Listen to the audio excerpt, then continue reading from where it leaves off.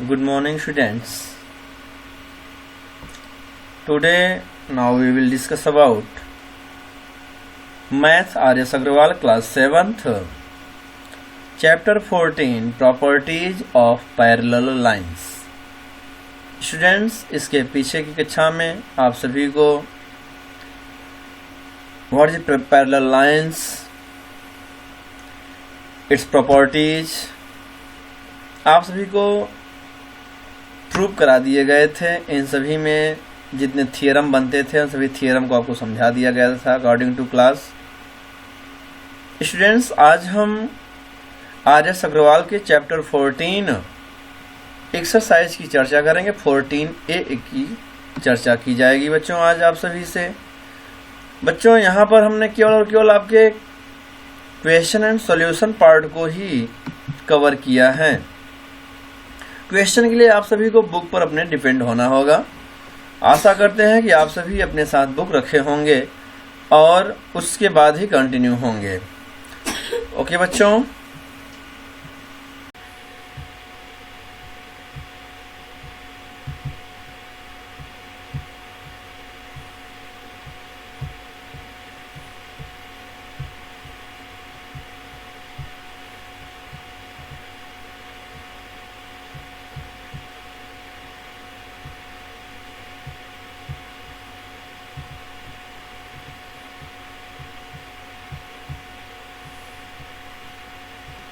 Okay बच्चों, चलिए अब हम बात करें यहाँ पे क्वेश्चन नंबर 1 की। Question number 1, in the given figure L is parallel to M। ये देखिए, ये आपकी लाइन L है और ये पैरेलल दिखाया गया है M के। ये आपको ऑलरेडी बताया गया है, ये आपको प्रूव करने की आवश्यकता नहीं है।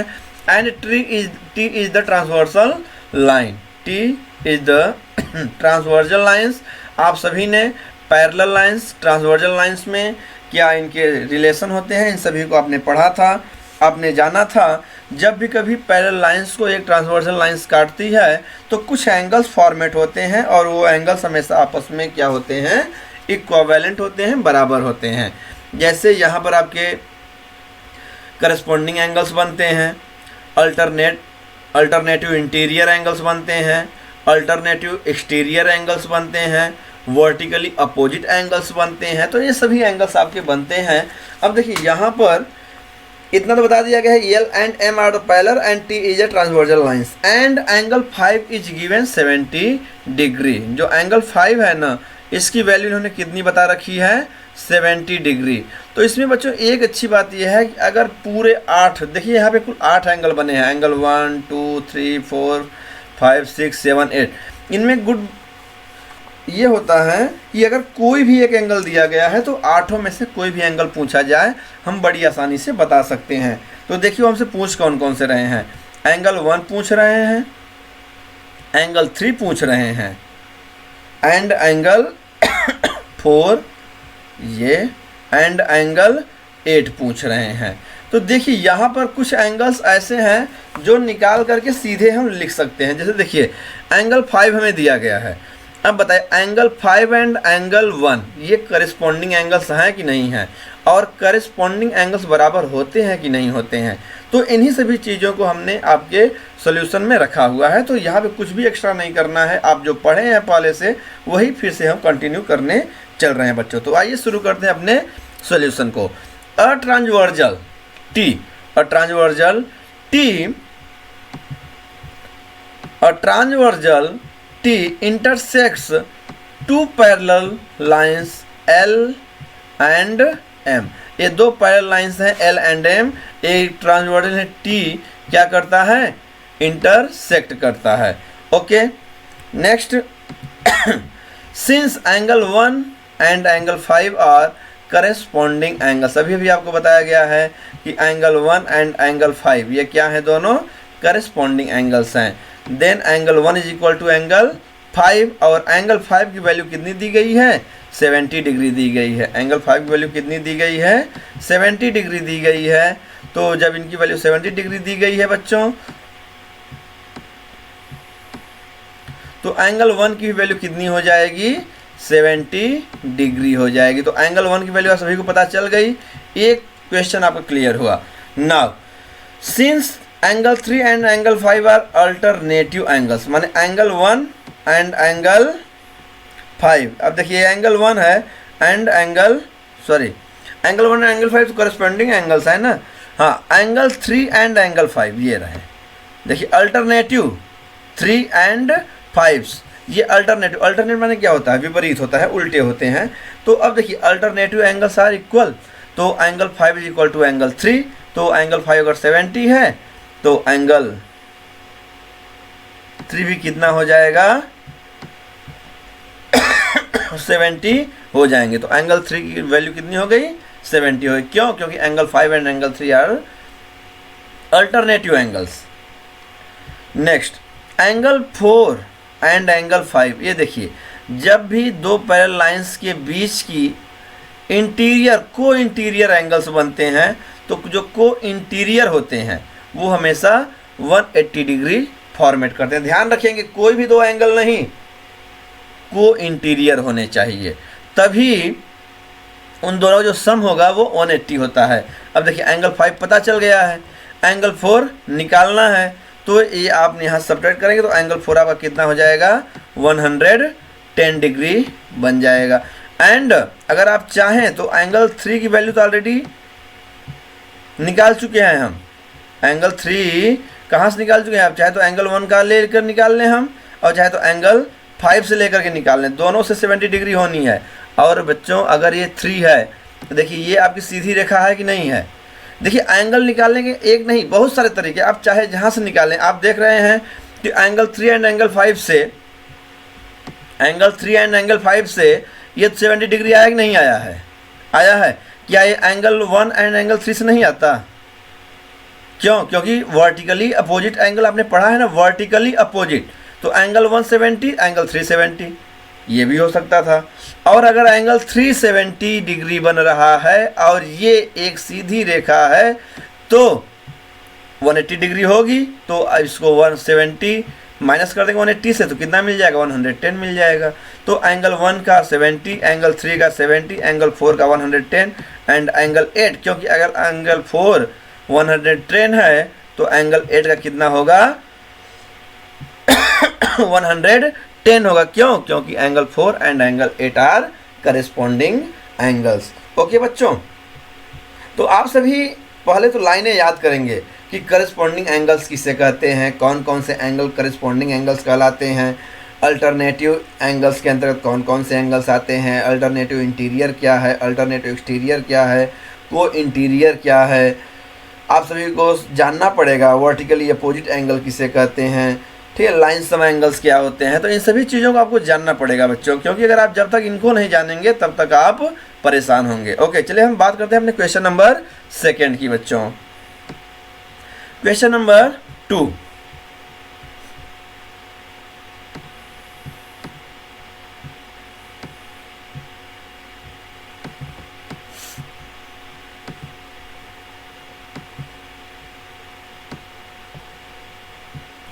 क्वेश्चन नंबर 2 में सबसे पहले हम क्वेश्चन रीड कर लेते हैं। यहाँ भी सेम आपको दिया गया है इन द गिवन फिगर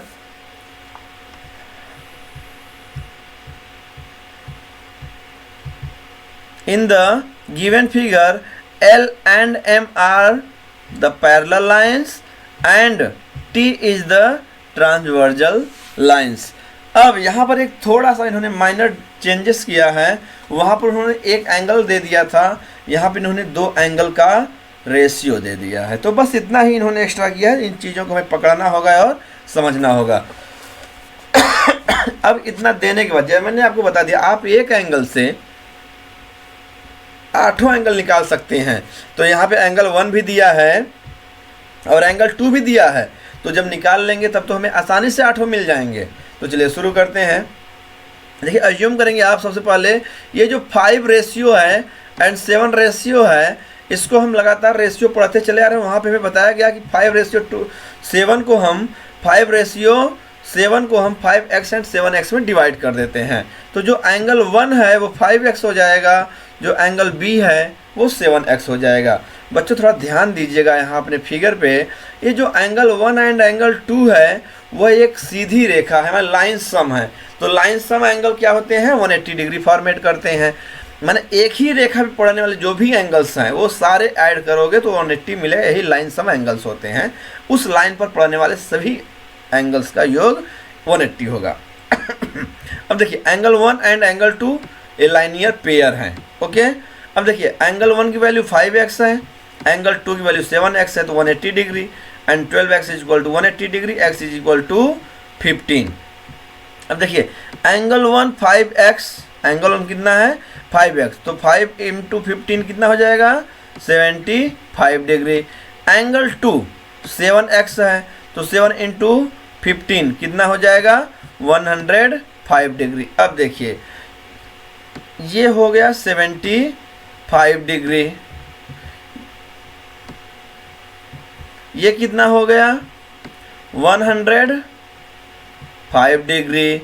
अब बताइए अगर ये दोनों मिल गए हैं तो क्या 3 and 4 आप नहीं जानते हैं कितना होगा, तो 3 वर्टिकली अपोजिट से 75 होगा कि नहीं होगा? कौन कहेगा नहीं होगा, बताइए जरा मुझे। तो है कोई कहने का जो एंगल 1 75 है तो एंगल 3 75 नहीं होगा, कोई बोल दे? नहीं बोलेंगे। क्यों नहीं बोलेंगे? क्योंकि होता है angle 1 and angle 3 are vertically opposite angles and vertically opposite angles are equal. So angle 1 is equal to angle 3, angle 1 is equal to 75 degree, then angle 3 is equal to 75 degree. Is that clear बच्चों? Next, angle 4 and angle 8 are corresponding angles. अच्छा बताइए अगर angle 2 105 है तो vertically opposite angle से angle 4 कितना होगा, 105 degree होगा कि नहीं होगा? जरा मुझे बताइए बच्चों। तो अगर एंगल 2 105 डिग्री है तो क्या एंगल 4 105 डिग्री नहीं होगा? होगा। और अगर एंगल 4 105 होगा तो एंगल 8 भी कितना हो जाएगा 105 हो जाएगा। कहाँ से होगा? करेस्पॉन्डिंग एंगल से होगा। कहाँ से होगा ये? करेस्पॉन्डिंग एंगल से। अच्छा कोई मुझे बताए ये 105 दोनों कैसे हो गए, ये दोनों कैसे हो गए? ये 105 है, बिना जोड़ घटाना गुणा भाग किए 105 कहाँ से आ गया, ये क्यों हो गया? कोई बताएगा जरा। तो ये वर्टिकली अपोजिट हैं। ये क्या है? वर्टिकली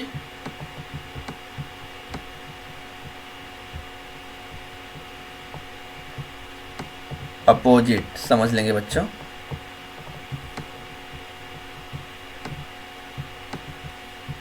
चलिए अच्छा ये बताइए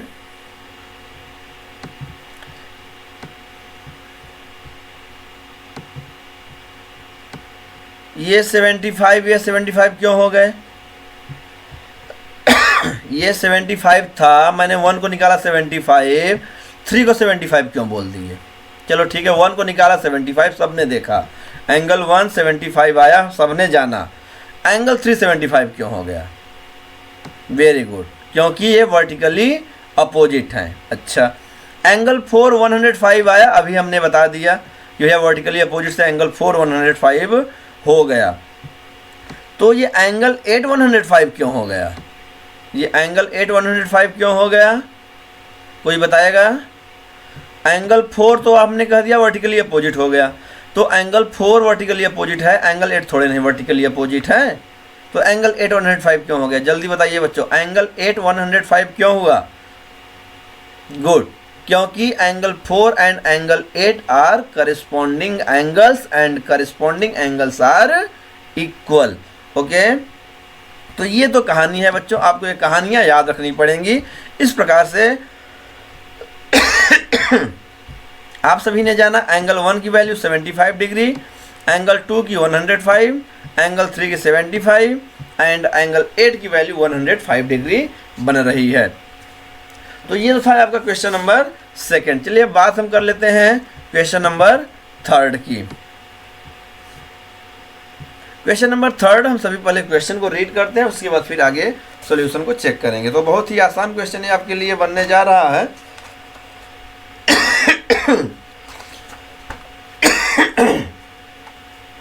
एंगल 3 में है, सॉरी क्वेश्चन नंबर 3 में है two parallel lines L and M are cut by a transversal T।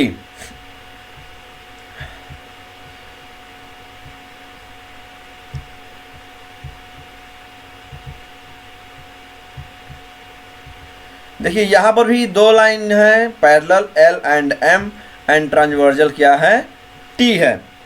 यहाँ पर इन्हें आठों एंगल में से कुछ नहीं चाहिए, इन्होंने पूछा है दो एंगल दिए हैं इन्होंने, और दोनों एंगल्स को इंटीरियर है। ध्यान से समझिएगा, आपको एक एक लाइन बारीकी आपको पकड़नी पड़ेगी, क्योंकि यहाँ पर कोई ये नहीं बताएगा कि ये को इंटीरियर है।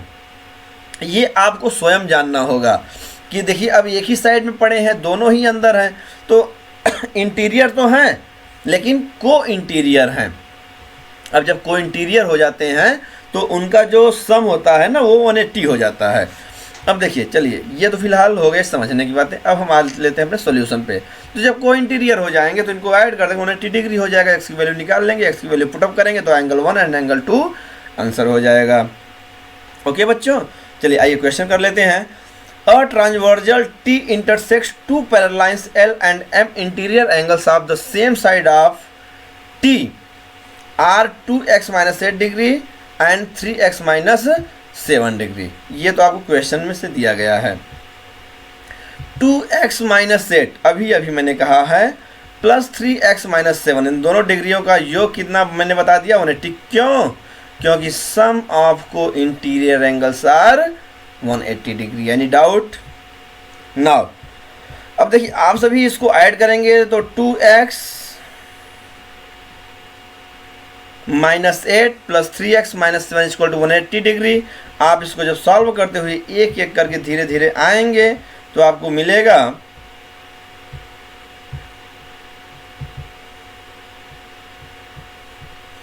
5x minus 15 degree 180, 5x is equal to 5x is equal to एंड x इज इक्वल टू 39। तो आप कैलकुलेशन कर लेंगे बच्चों, इसको प्लस माइनस 8 माइनस 7 माइनस 15 हो जाएगा, जो माइनस 15 राइट साइड होंगे तो प्लस हो जाएंगे।